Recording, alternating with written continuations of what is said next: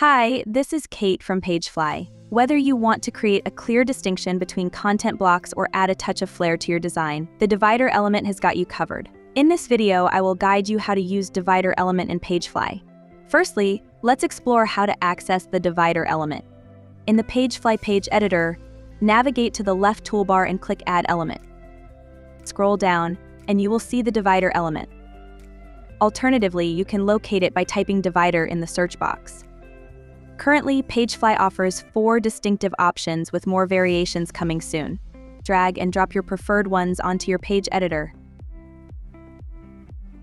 Next, let's dive into the general configuration of the divider element. To initiate customization, follow these straightforward steps. Click on the line and head to the General tab. There are 4 divider type options available for you to choose and customize. Plain, a simple straight line with no additional content. Icon, a simple line with an icon. Text, a simple line with a text. Symbol, a simple line with a symbol. You can also adjust the thickness to your liking. Moving on to the styling configuration of the divider element.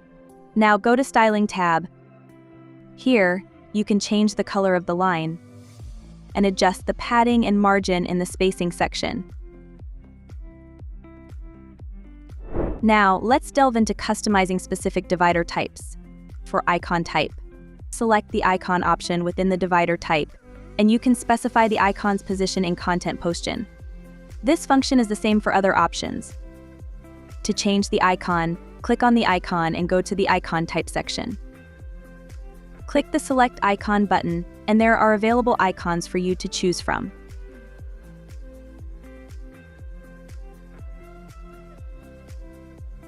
After that, you can adjust the icon size by sliding the size bar. About text type. To change the text to your preferences, simply click on the current text and change it right here.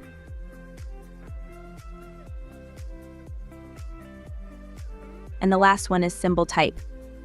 Click the current symbol, then click Select Symbol to choose from the available symbols. You can simply resize the symbol using the size bar. Now, click Save and Publish to see how everything works in live view.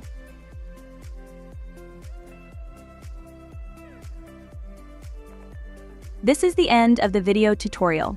Don't forget to subscribe to our YouTube channel to get more videos. Our friendly and knowledgeable team is available via live chat 24/7 to assist you with any issues you might encounter. Thanks for watching.